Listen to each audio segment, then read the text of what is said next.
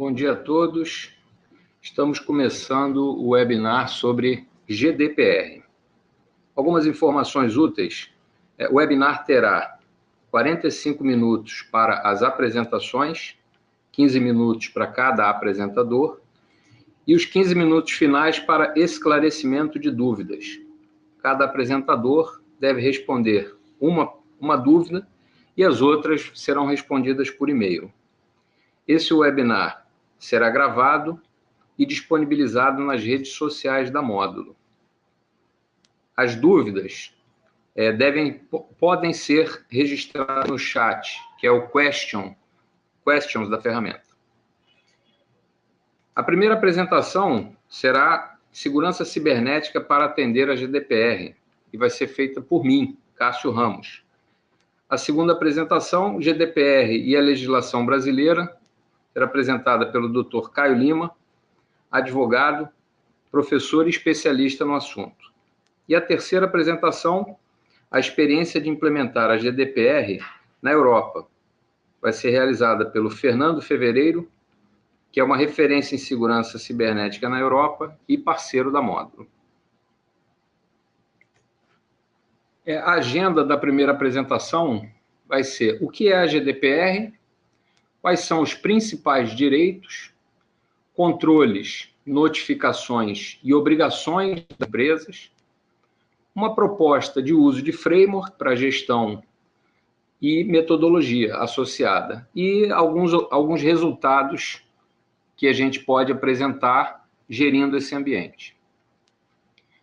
A GDPR, então, é a General Data Protection Regulation, é uma regulação para proteção de dados para cidadãos da União Europeia. Essa regulamentação ela entra em vigor em 25/5/2018 e afeta a todas as empresas que armazenam, manipulam ou tratam de dados pessoais de cidadãos europeus, não importando a presença física ou não na União Europeia. Ou seja, qualquer empresa que forneça serviços ou armazene, manipule e trate dados de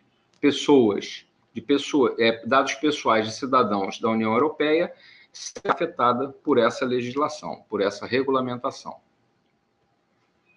Quais são os principais direitos abordados nessa regulação do cidadão? É o direito de ser excluído. As empresas, então, quando acionadas, elas deverão excluir os dados pessoais dos solicitantes, ou seja, o cidadão tem direito que o seu dado pessoal seja excluído de forma rápida e sem nenhum tipo de burocracia. Direito de se opor. O indivíduo pode negar o uso dos seus dados pessoais para determinadas situações, como, por exemplo, campanhas de marketing. Direito à retificação dos dados. O indivíduo pode solicitar ou indicar a correção dos seus dados, por estarem, por exemplo, com preenchimento incorreto. Direito à portabilidade. O cidadão pode solicitar a transferência dos dados de uma organização para outra e também sem nenhum tipo de entrave burocrático ou administrativo. O direito à transparência. As organizações precisam ser transparentes na manipulação dos dados do cidadão. E o cidadão pode solicitar informações sobre como o processamento de dados está se dando. E privacidade dos dados das crianças. Todos os armazenamentos de dados pessoais de crianças com menos de 13 anos devem ser concedidas, devem ter o consentimento dos responsáveis. E isso tem que estar claro e de forma bastante simples. Alguns controles, notificações e obrigações das corporações, das empresas.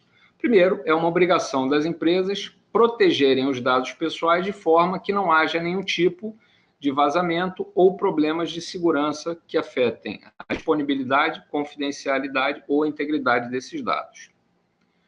Obter o consentimento. As empresas só podem armazenar os dados com o consentimento claro do cidadão. E esse consentimento tem que ser simples de se obter. O cidadão precisa entender perfeitamente como se dão esses dados dentro da empresa, como esse trânsito de dados acontece nas empresas. Qualquer tipo de violação, vazamento de dados, obrigatoriamente tem que ser notificado pela empresa em até 72 horas. Então, as empresas precisam se preparar para fazer isso. E a manutenção de registros de como está acontecendo o processamento de todos esses dados. A Módulo entende que, para fazer para atender a essa regulamentação, a gente precisa utilizar o framework, que é o framework de riscos, que é a ISO 31000, que define que, primeiro, a gente estabelece um contexto e depois a gente faz a avaliação de riscos, que é composta de identificação, análise e avaliação. E, ao final, se faz o tratamento dos riscos, mantendo sempre as partes interessadas, comunicando sempre isso para as partes interessadas e as consultando. Ao mesmo tempo, monitoramento contínuo em tudo que está sendo feito. A Módulo, a partir da norma ISO 31000, ela criou uma metodologia para cumprir a ISO 31000, e o nome dessa metodologia é GRC Meta Framework, que está na versão 2.0. E nós entregamos também projetos utilizando as melhores práticas de gerenciamento de projetos que são definidas pelo PMI. E como é que se faz a gestão de riscos usando a metodologia que é o PDCA, inventariar, analisar, avaliar e tratar? Na fase inventariar, são identificados os ativos, sistemas, dados pessoais, tipo de dado. Os dados, eles podem ser pessoais, são dados que identificam, por exemplo, um indivíduo, direta ou indiretamente, por um ou mais fatores, por exemplo, nome, identidade, CPF, IP e algumas outras tipos de identificação. E dados sensíveis, ele aprofunda o conceito do dado sensível, definindo como dado sensível, por exemplo, dados biométricos, genéticos, dados de origem étnica, religiosa, racial, dados de saúde, crenças filosóficas, religiosas e etc. Além disso, é necessário, nessa fase, estabelecer uma política de classificação da informação e gerenciar e classificar os dados. Após concluída a fase de inventário, nós passamos, então, para a fase de analisar, a fase de análise, onde a gente identifica os riscos a partir da verificação de controles de segurança cibernética e de vulnerabilidades, tanto dos ativos, quanto dos sistemas, quanto da infraestrutura, seja infraestrutura on-premises ou na nuvem, e nessa fase também é verificada a conformidade com a GDPR. Após a análise, nós vamos fazer a avaliação dos riscos e das não conformidades identificadas, para a gente decidir, então, quais serão esses riscos e os riscos não aceitos, os riscos aceitos, quais serão priorizados e tratados. A fase de tratamento é quando a gente vai fazer o tratamento dos controles não implementados, de acordo com as suas respectivas prioridades, e as não conformidades, além de remediar as vulnerabilidades, visando com isso reduzir o risco e atender à aderência à GDPR. A ferramenta utilizada é uma ferramenta proprietária da Módulo, é o Módulo Risk Management, é um produto de mercado que está em conformidade com a ISO 31000, no quesito que é gestão de riscos, ele atende a todos os processos da ISO 31000 e do NIST 800.137 para monitoramento contínuo. E aqui na ilustração a gente pode ver as fases da metodologia, o inventariar, analisar, avaliar e tratar, que refletem a metodologia criada pela Módulo, que é o GRC Meta Framework 2.0.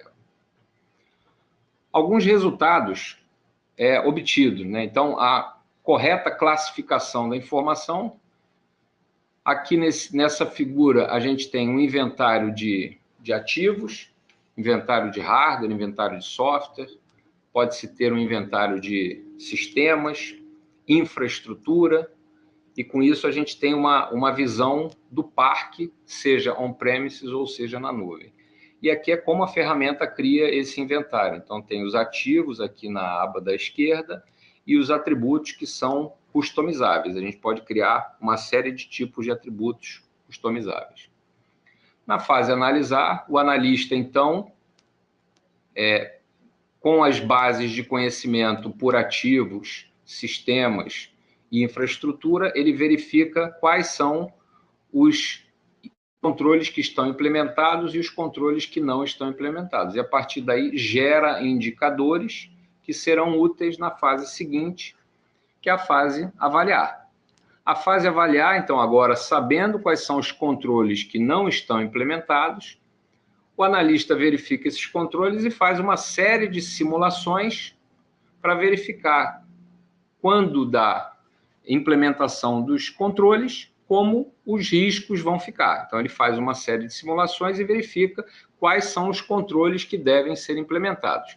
Esses controles que devem ser implementados são, então, jogados para um workflow. E, a partir desse workflow, são tratados. Esse workflow, então, é gerenciado na fase de tratamento. Fase de tratamento, a gente vai implantar, então, ferramentas que são ferramentas para que a gente tenha total visão do ambiente e da segurança da informação. Principais ferramentas que a gente vai utilizar são os DLPs, para verificar qualquer tipo de vazamento de dados, os CIEMs, que consolidam todos os registros de logs de todas as ferramentas da infraestrutura, seja on-premises ou na nuvem, e os firewalls, que podem ser de diversas camadas do modelo OSI. Então, a gente pode ter firewalls de camada 4, 5, 6 e 7. E aqui também o tratamento dos incidentes dos ativos de segurança da informação. Então, o tratamento das melhores práticas, quais são os controles de melhores práticas que devem ser implantados.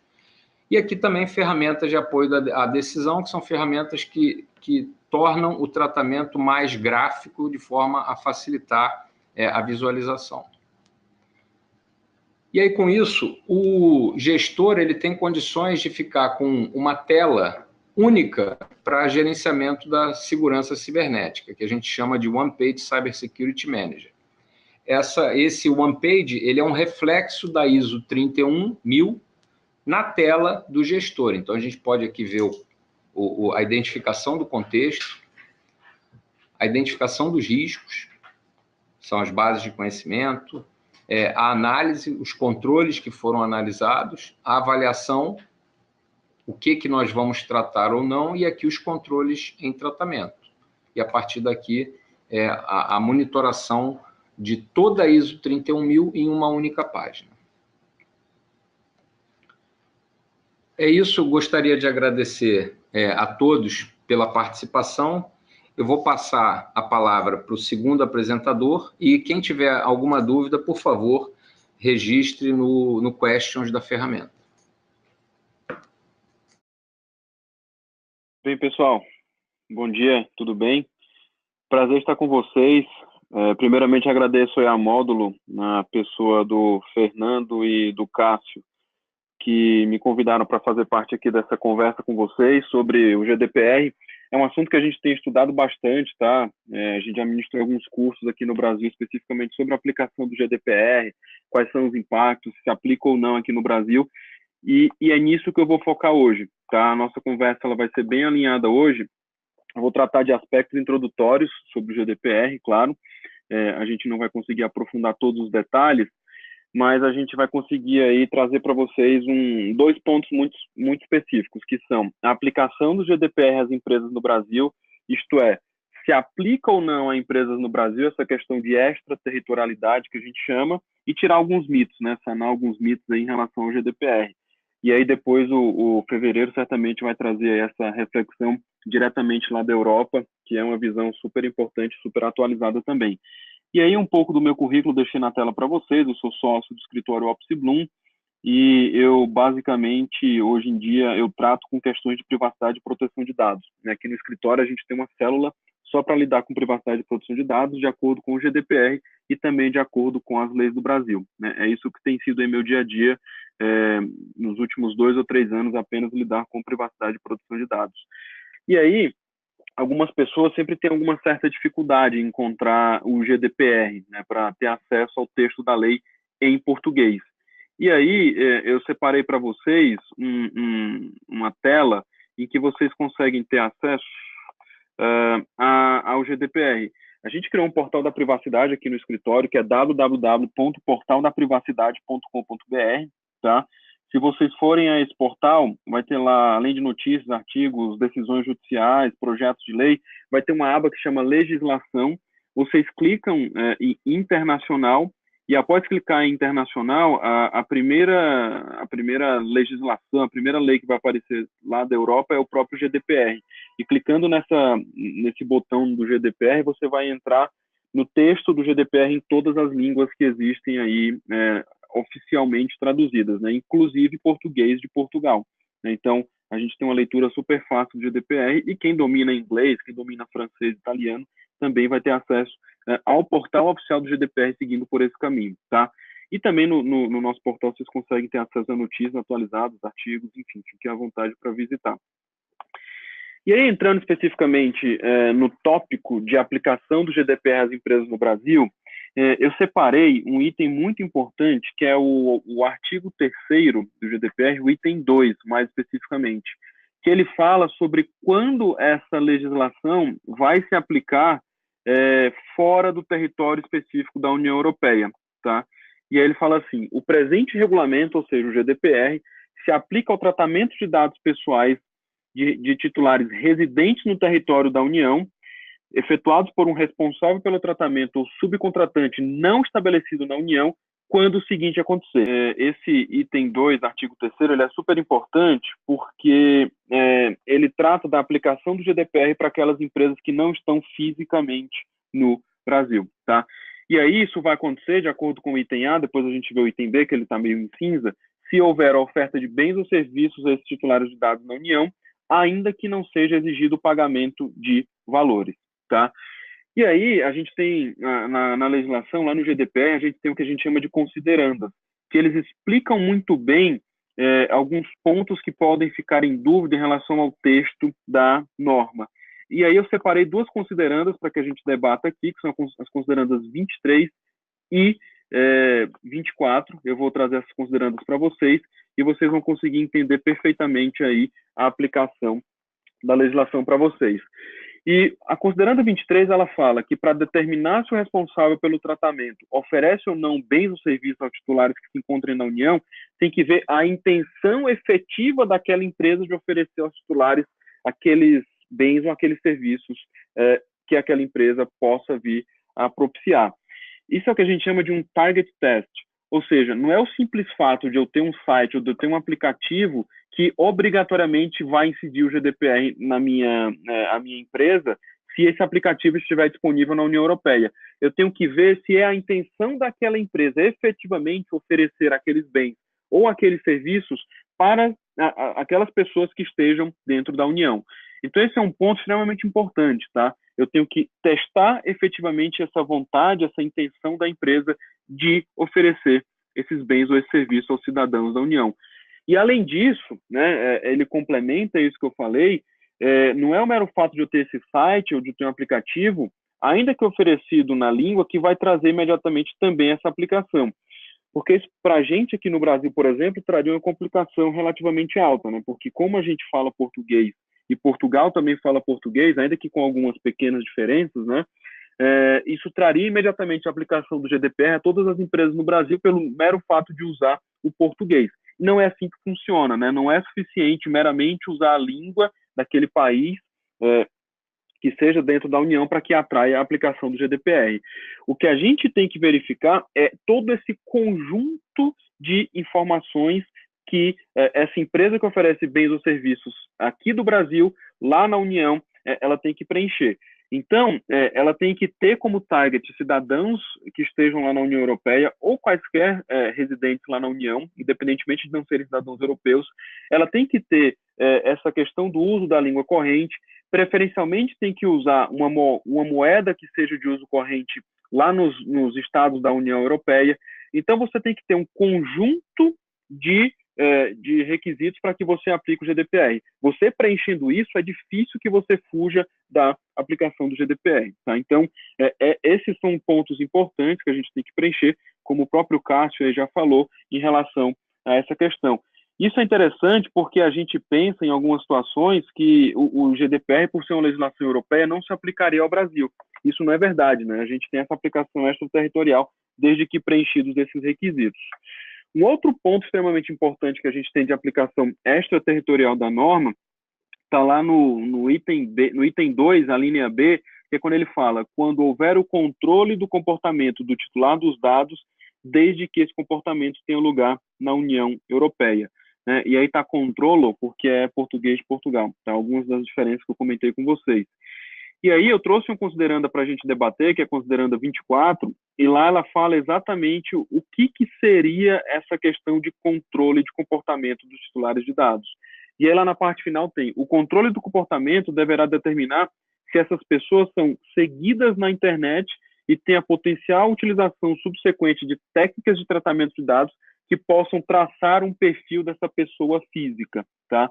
E aí, diante desse perfil que seja traçado, que é o profiling, as empresas tomarão decisões acerca dessas pessoas, analisando ou prevendo suas preferências. Né? Então, isso daí que é o que a gente traz como a segunda hipótese de aplicação do GDPR para essas empresas nacionais.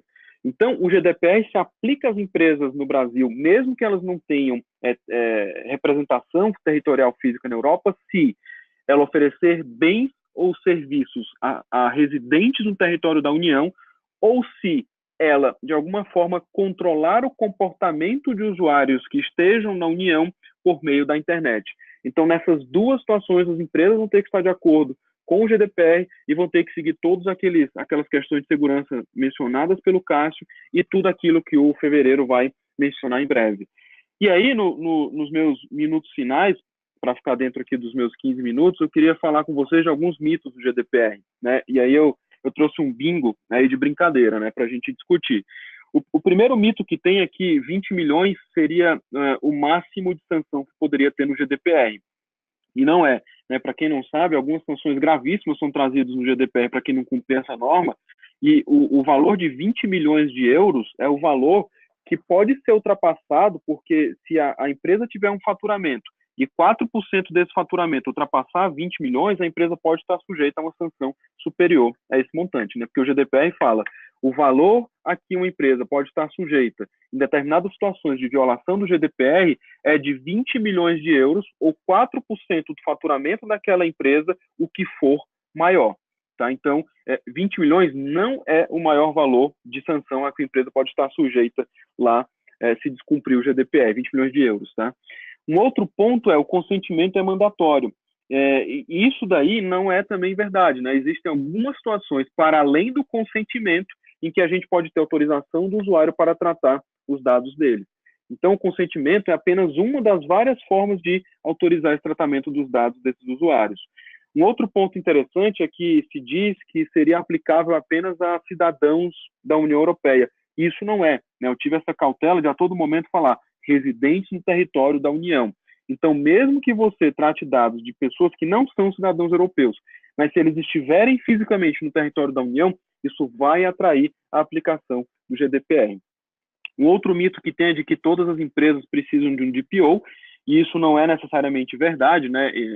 O GDPR especifica em quais situações um DPO pode ser necessário, e é importante verificar se ele for necessário. É importante que realmente você cumpra com isso, tá?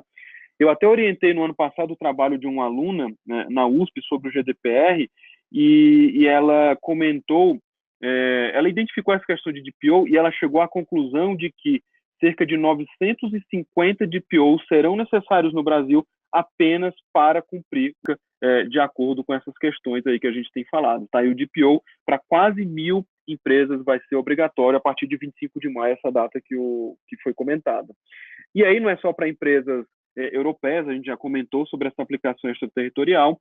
Um outro conceito que tem é de que PII, né, é Personal Identifiable Information, é o mesmo que dados pessoais, mas não é, né? O conceito de PII, ele é um conceito que se relaciona muito à legislação dos Estados Unidos, mas lá na Europa o conceito de dados pessoais ele é muito mais amplo, né? Então, possivelmente, se a sua empresa coleta dados, ela coleta dados pessoais de acordo com o conceito da União Europeia, que lá na União Europeia, dado pessoal é aquilo que identifica ou torna identificável um usuário. Ou seja, mesmo dados que não levem necessariamente a identificação direta do usuário, como o Social Security Number lá nos Estados Unidos, por exemplo, ainda assim essas informações podem ser consideradas dados pessoais porque elas podem tornar um usuário identificável, tá? Um outro ponto é essa questão de reportar breaches ou incidentes de segurança da informação em 72 horas. Não são todos os casos que precisam ser reportados, tá? Daí a necessidade de você ter uma ferramenta que consiga muito bem acompanhar a gravidade daquele incidente, porque se você não tiver esse acompanhamento perfeito, pode ser que você caia você notifique algo que não necessariamente seria de reporte obrigatório. Porque essa notificação ela foi obrigatória nas situações em que houver um risco ao titular dos dados, tá? Então, se você tiver essa gestão dos dados, uma ferramenta que te diga se houve vazamento, como houve, e qual é o risco para os usuários, isso pode te, por exemplo, evitar uma notificação às autoridades competentes de proteção de dados que seria desnecessária, tá? Um outro ponto é que todos os dados têm que ser encriptados ou criptografados ou excluídos depois de tratados, depois de ser alcançada aquela finalidade para a qual aqueles dados foram coletados. Isso também não é necessariamente verdade, né?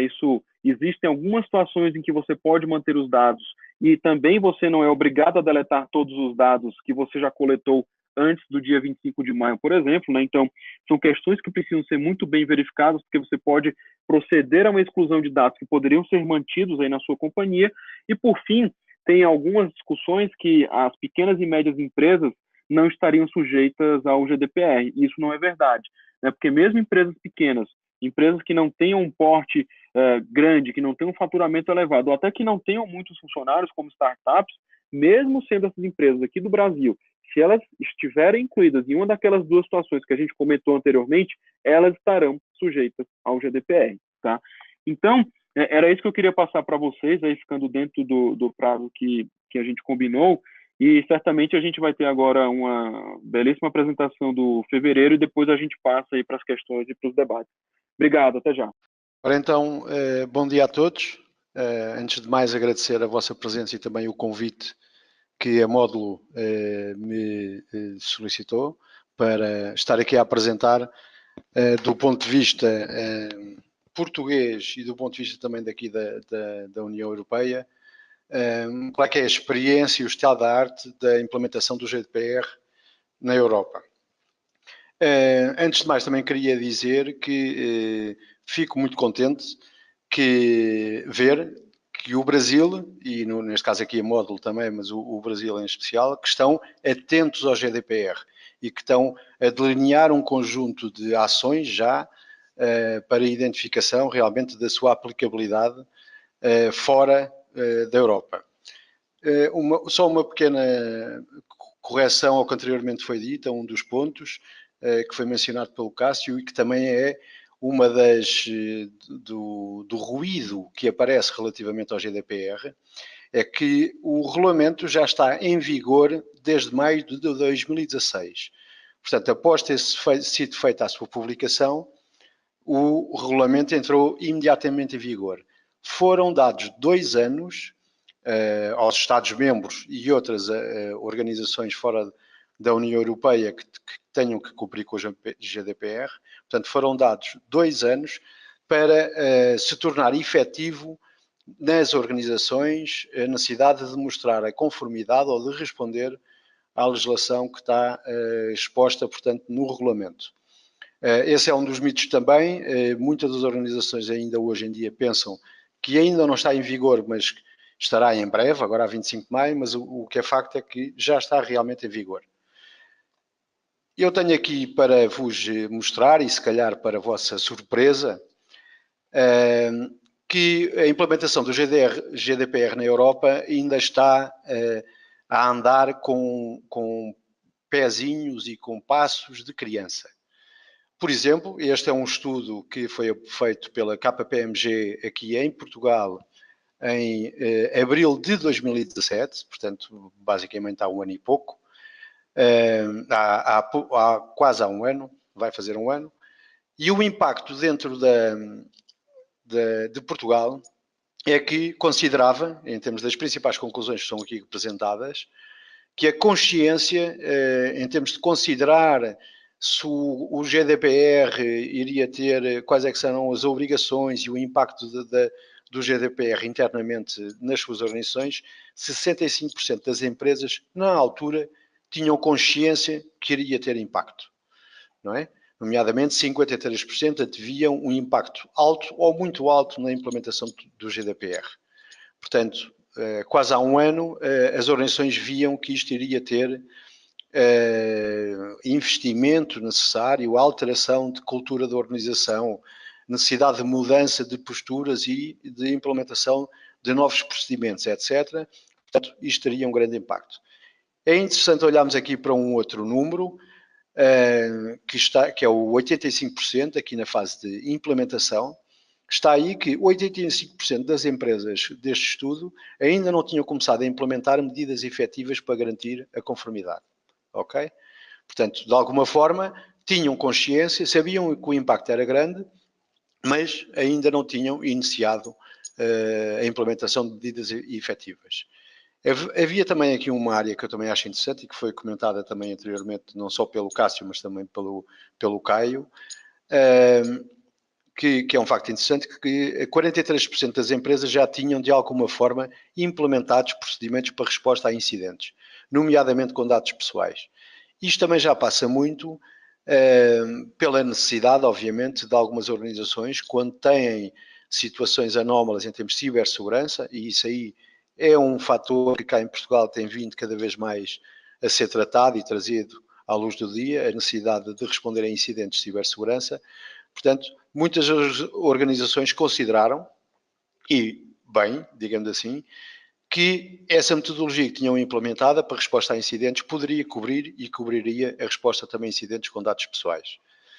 Portanto, é interessante olhar aqui para estas principais conclusões e a surpresa, e infelizmente, pelo menos da minha experiência no terreno, é que desde há um ano para cá, estes números praticamente não mudaram. Ou seja, a esmagadora maioria das organizações cá em Portugal tem consciência do RGPD, de alguma forma, mas não começaram ainda a implementar medidas efetivas para implementação e resposta ao regulamento. Ou seja, muitas delas vão chegar a 25 de maio de 2018 ainda sem estarem em conformidade ou sequer poderem demonstrar de alguma forma que estão a trabalhar para estarem em conformidade com o GDPR. Portanto, esta é a minha visão do que eu tenho tido aqui ultimamente em Portugal. Já participei em vários projetos de execução de PIAs, portanto, Privacy Impact Assessments, ou mesmo Data Protection Impact Assessments, portanto, identificar informação dentro da organização, fazer o levantamento, ver que medidas técnicas e organizativas é que estão implementadas, etc. Já fiz alguns trabalhos desses, mas das várias ações de formação, sensibilização e colóquios que tenho participado, realmente a resposta é que sabem algo sobre o GDPR, mas ainda não começaram a implementar ou estão num estágio muito elementar na sua implementação. De seguida, menciono aqui um outro estudo também que foi feito, realizado agora relativamente há pouco tempo, portanto foi entre 9 e 15 de janeiro de 2018, portanto no início deste ano.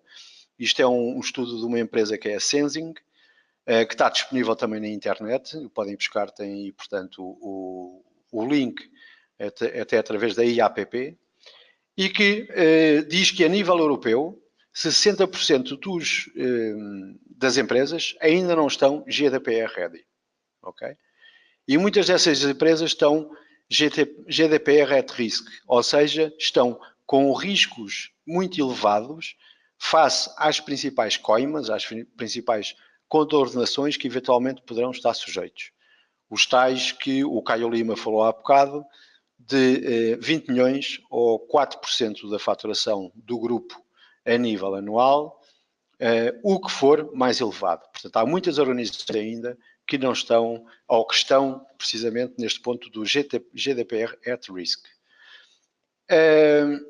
Há aqui também um dado interessante, 44%, portanto, dos negócios das maiores economias aqui da União Europeia estão preocupados com a capacidade, digamos assim, de estar em conformidade com o GDPR, e aqui não se está a falar ainda na data de 25 de maio. Estamos a falar, na sua globalidade, 44% das empresas da União Europeia realmente pensam que se calhar nunca atingirão o nível de conformidade adequado com o GDPR.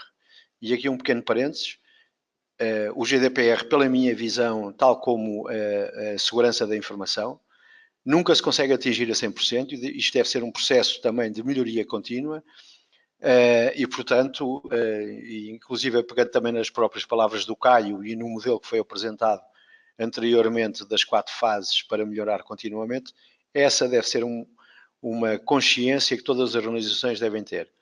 Seja a 25 de maio de 2018 ou depois, haverá sempre algo a fazer, nunca estaremos em conformidade plena. Voltando aqui a estes números, portanto, 14% das organizações a nível europeu estavam muito preocupadas com o GDPR, não é? 60% de grandes companhias estavam realmente bastante preocupadas, mas 55% delas, de pequenas e médias empresas, portanto, estavam com menos preocupações. Há um dado interessante, e isto contrabalança em muito com Portugal, por exemplo. As empresas espanholas são as que estão mais preocupadas com o GDPR, com 76% dessas empresas a expressar as suas preocupações. Isto porque tem a ver com um modelo já anterior que tinha sido implementado em Espanha.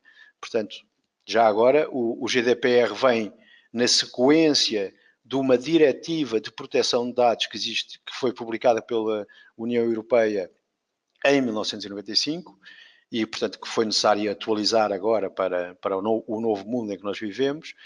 Mas, nesta altura, desde que foi expressa, portanto, e publicada essa diretiva, não o regulamento, mas a diretiva, então, Espanha pressionou muito, fez muito, mesmo em termos de investimento pelo próprio Estado espanhol, para proporcionar a proteção de dados de uma forma eficaz dentro das fronteiras de Espanha. Portanto, houve muito investimento do Estado para se implementar modelos de segurança da informação, para resposta à lei local de proteção de dados, etc. Daí, a sensibilidade e a cultura do povo e das organizações espanholas relativamente à proteção de dados é bastante elevada. Daí, eles estarem também, portanto, muito à frente, digamos assim, em termos da preocupação e da capacidade de resposta face aos requisitos do Regulamento de Proteção de Dados. É interessante aqui neste slide agora ver, portanto, um dos pontos que, no segundo ponto, a França é o país que está com menos confiança sobre a capacidade de resposta ao regulamento. Em França, 27%, desculpem, das empresas que foram inquiridas e que contribuíram para este estudo não têm a certeza onde é que têm os seus dados. Portanto, começa por aqui um dos graves problemas, porque nós, para implementarmos o GDPR, um dos pontos que nós devemos fazer é realmente identificar os ativos de informação e os dados que nós temos dentro da nossa organização.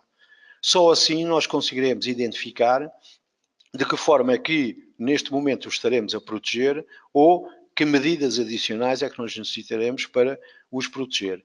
E, portanto, este dado daqui relativamente a 27% das empresas francesas não saber onde é que estão os seus dados, levanta, obviamente, aqui um conjunto de preocupações bastante elevadas. Posso-vos dizer que em Portugal, se calhar este número até é um pouco maior, pela minha sensibilidade. Não há realmente um tracking, um registro, uma identificação de onde é que está a minha informação e com quem é que ela é partilhada. Daí, ainda neste momento, portanto, quase a chegar a 25 de maio de 2018, estamos realmente com esta lacuna muito grave, que de alguma forma, portanto, pode trazer problemas sérios às organizações. Em contraste, 13% das organizações em Itália pensam que de alguma forma eles têm considerado e sabem onde é que estão os seus dados, e 12% destas também no Reino Unido.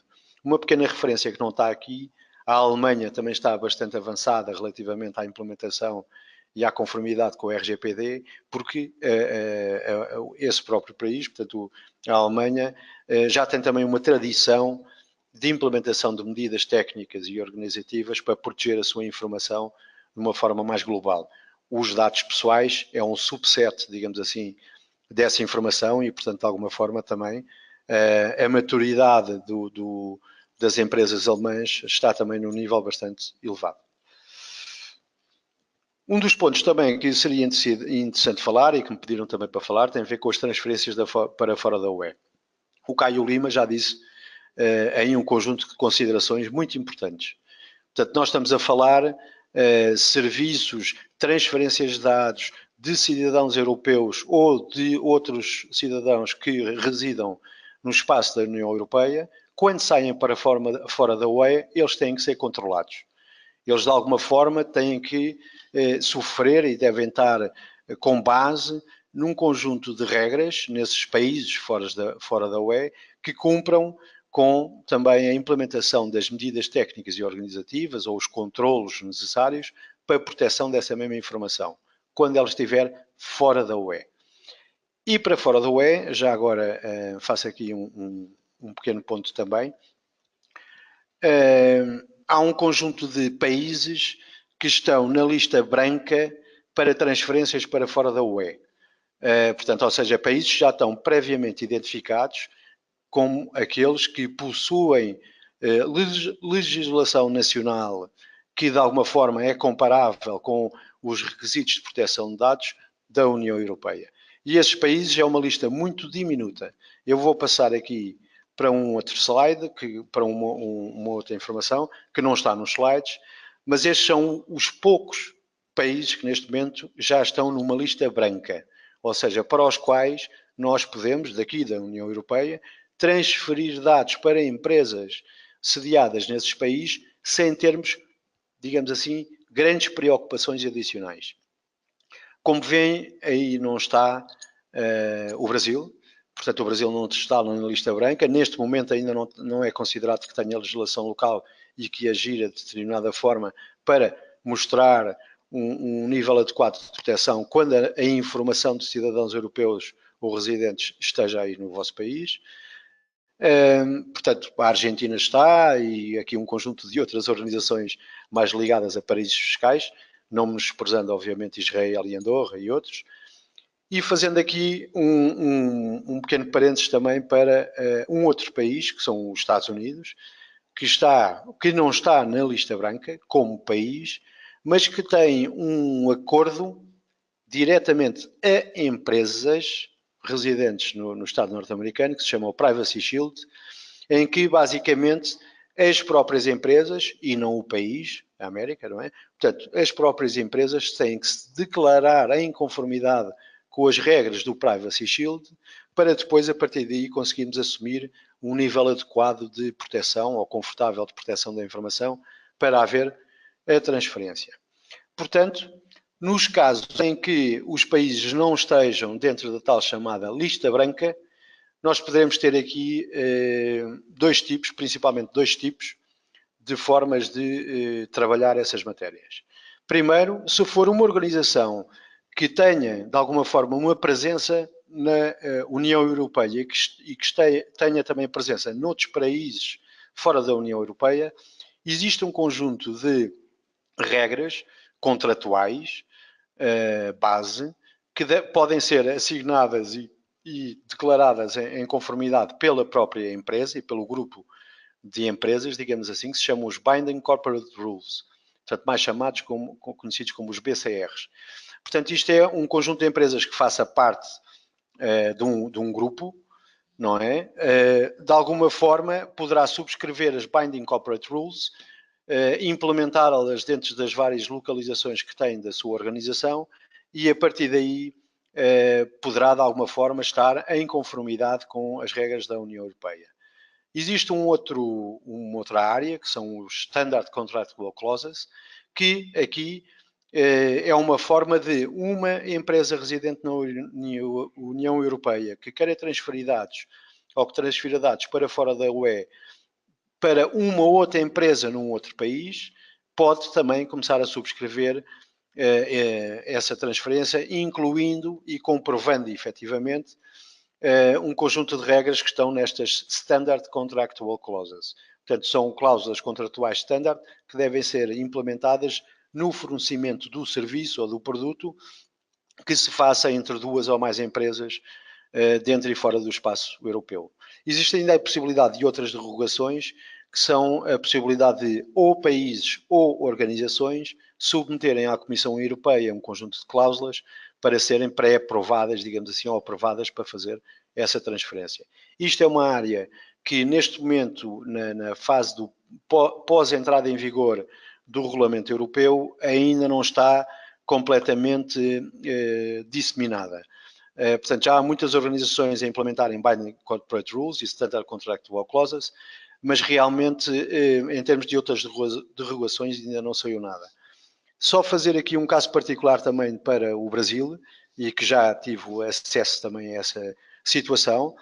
Nestas transferências de dados de e para a União Europeia, nomeadamente relativamente a titulares de dados residentes na União Europeia, vou dar um caso, por exemplo, de uma empresa brasileira que tem a sua sede, a sua matriz no Brasil, mas que tem também uma organização aqui em Portugal, portanto uma agência ou uma outra empresa do grupo, cujos salários dos colaboradores, por exemplo, das pessoas dessa organização, são processados na matriz, ou seja, no Brasil.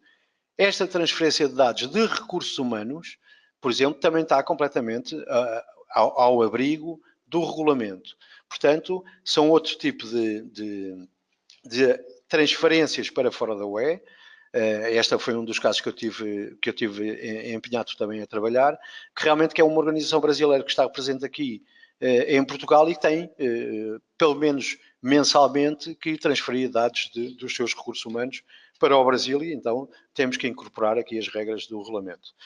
Como eu já passei o meu tempo, vou só dizer que realmente, também relativamente aqui a Portugal, as organizações têm uma baixa maturidade na adoção de modelos de gestão, portanto, no modelo que está aqui demonstrado como o PDCA, o planear, executar, verificar, atuar. Portanto, a forma de implementar modelos de melhoria contínua, começar a melhorar as suas políticas, processos e procedimentos internamente. Em Portugal a maturidade é baixa e em termos também de outras empresas da União Europeia, muito se tem feito, a maturidade está a aumentar, mas ainda não a desejável. Eu apresento aqui duas normas, portanto, a ISO 27001, que vocês já conhecem certamente, para a segurança da informação e que a Módulo tão bem implementa através das suas ferramentas. Saiu agora um draft, a ISO 27552, que tem um conjunto de controles e práticas adicionais à ISO 27001 e 27002, para atacar precisamente os guidelines relativamente ao Regulamento Geral de Proteção de Dados. E mais especificamente existe uma norma britânica, a ABS 10.012, que trata diretamente de proteção de dados pessoais e já está intimamente integrada com o próprio regulamento. Portanto, já é um sistema de gestão que já olha diretamente para situações particulares, na sua totalidade, do regulamento. Para finalizar, portanto, a aproximação das empresas aqui em Portugal e também fora, muitas delas estão a arrancar minimamente por ter procedimentos de resposta aos direitos dos titulares. Portanto, a partir de 25 de maio, os titulares podem tentar exercer os seus direitos, de saber que informação é que as empresas têm sobre eles, direito ao esquecimento, à eliminação dos dados, etc. Portanto, as empresas estão a arrancar por delinear e descrever procedimentos de resposta a direitos e, fundamentalmente, também adotar os seus sistemas e os processos sintéticos para gerir as data breaches, que têm um prazo de 62 horas para serem comunicados à autoridade local.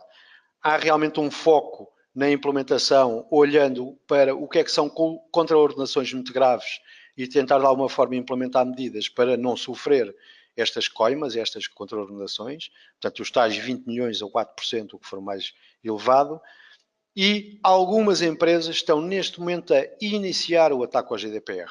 Portanto, dificilmente a 25 de maio estarão preparadas e estar em conformidade com o Regulamento Geral de Proteção de Dados. Fico por aqui, já passei o meu tempo. Obrigadíssimo e estaremos depois aqui disponíveis para as perguntas e respostas. Muito obrigado, até já. Nós agora vamos para as perguntas. Eu vou responder uma pergunta, Cássio Ramos falando. O Dr. Caio vai responder uma pergunta, acho que a gente passou um pouquinho do horário. E o Fernando Fevereiro, no final, se quiser fazer uma conclusão, também a gente pode passar para ele. Bom, pergunta do Lucas Melo, da UFRJ. Que ferramentas ou controles são obrigatórios? E aí eu entendo que o Lucas está querendo saber um pouco mais de ferramental.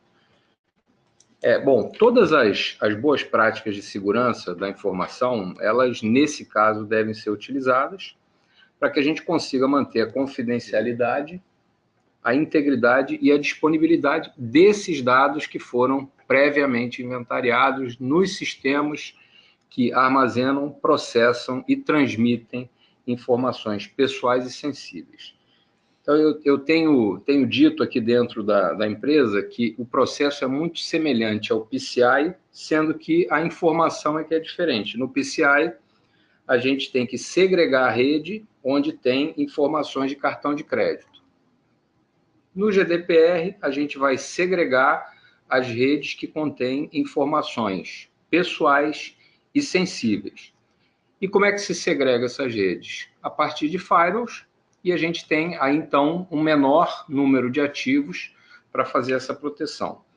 As práticas nesses ativos são as mesmas que a gente já conhece, ou seja, hardening, endurecimento dos sistemas operacionais das aplicações, dos virtualizadores e dos equipamentos de rede por onde esses dados trafegam.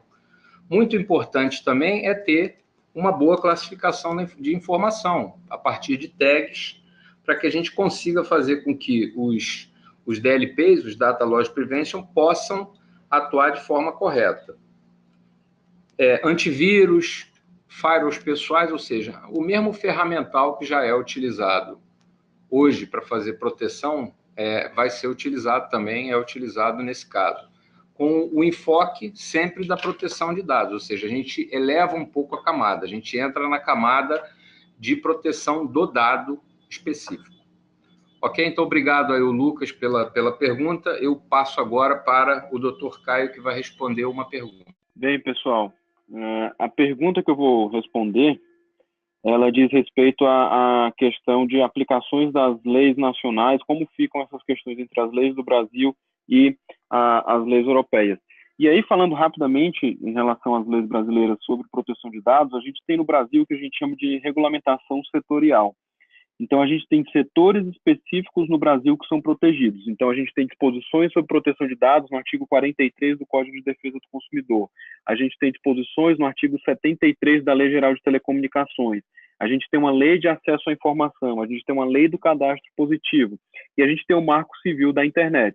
Então, nós temos no Brasil setores que são regulamentados acerca de proteção de dados. E o Marco Civil da Internet é uma lei setorial. Ele somente se aplica quando a gente tem um fluxo de dados por meio da internet, por meio de um protocolo TCP/IP. E aí, interessante é que o Marco Civil ele foi regulamentado por um decreto, que é o Decreto 8771 de 2016. E nesse decreto, ele traz lá no artigo 13 obrigações de segurança da informação que têm que ser contempladas pelas empresas no Brasil. E aí, entre as obrigações de segurança da informação, eles falam alguns pontos que são, primeiro, as empresas têm que ter uma separação lógica do banco de dados pessoais dos demais bancos de dados da companhia. As empresas têm que ter o que ele chama de uma regra interna de segurança da informação, dispondo sobre a responsabilidade dos funcionários que vão lidar com dados pessoais. Além disso, as companhias têm que ter um duplo fator de autenticação para acesso a esse banco de dados pessoais. Adicionalmente, tem que ter um inventário detalhado contendo o momento do acesso, o arquivo acessado, qual funcionário acessou e por quanto tempo aquele arquivo foi acessado por aquele funcionário. Então, eu tenho que ter um log que me diga todos os arquivos que foram acessados naquele dia acerca de uma determinada pessoa, por qual funcionário e por quanto tempo aquela informação ficou disponível para aquele meu funcionário em específico. E, por fim, o banco de dados pessoais tem que ser criptografado.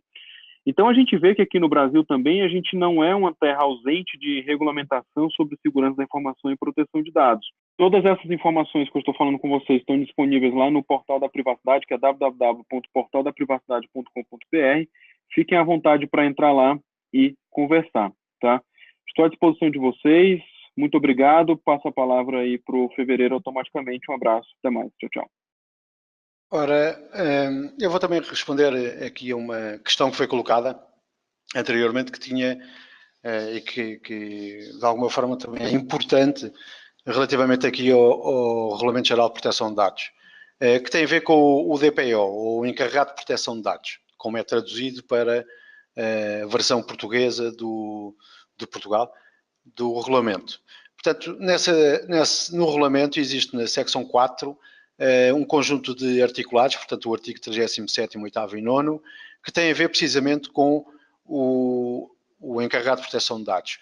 Quando é que ele deve ser designado e como é que é designado o encarregado de proteção de dados. Portanto, de alguma forma está tipificado um conjunto de áreas e um conjunto de informação em que as organizações têm por força de obrigação nomear um encarregado de proteção de dados.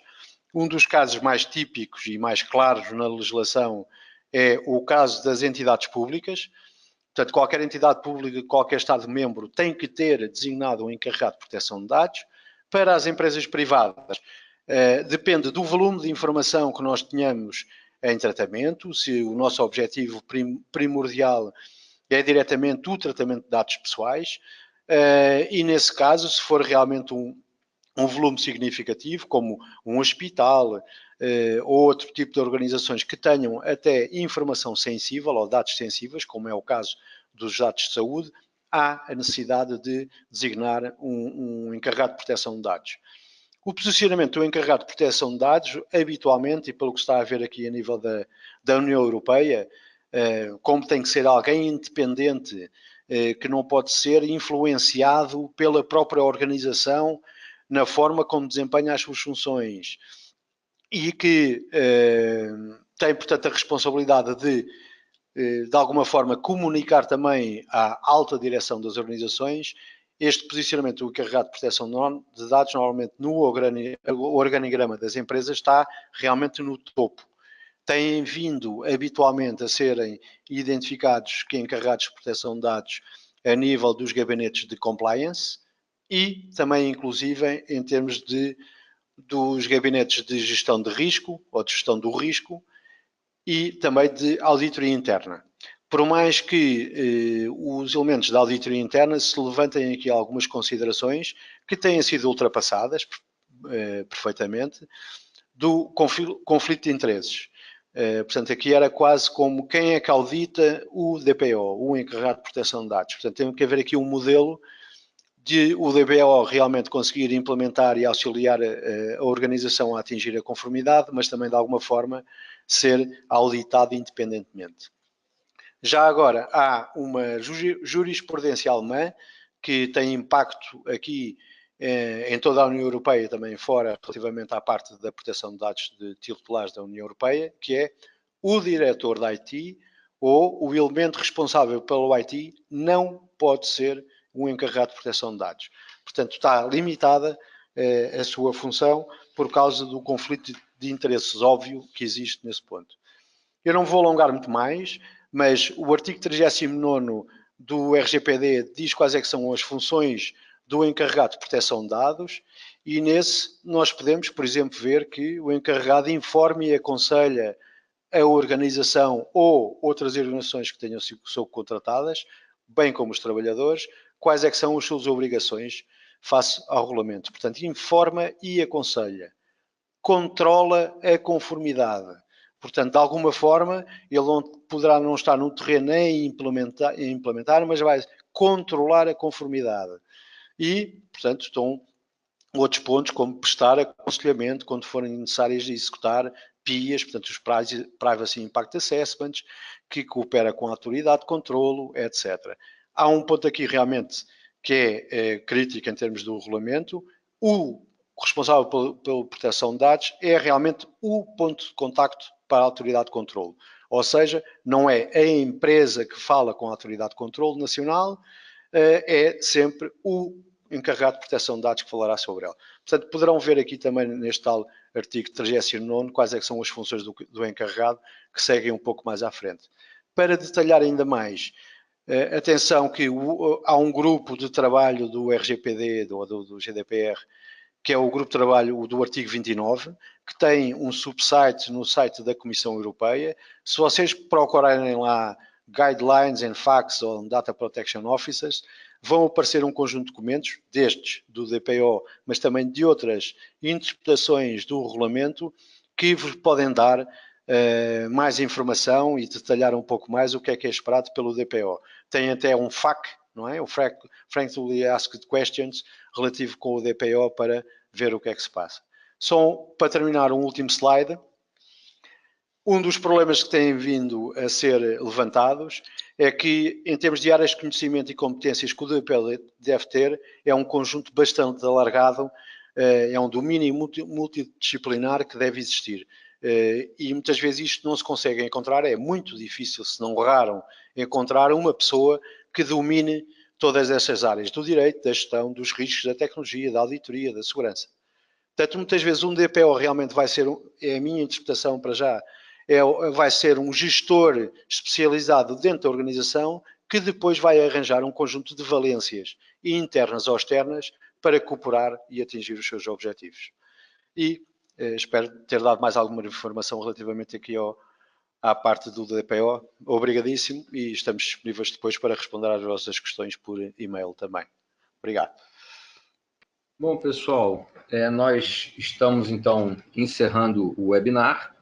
Eu gostaria de agradecer a presença de todos e agradecer em especial ao Dr. Caio e ao Fernando Fevereiro, que nos abrilhantaram aí com 2 apresentações de altíssima qualidade. Reforço a todos que essas apresentações serão disponibilizadas, o vídeo do webinar será disponibilizado nas nossas redes sociais e as perguntas serão respondidas por e-mail. Obrigado a todos pela presença.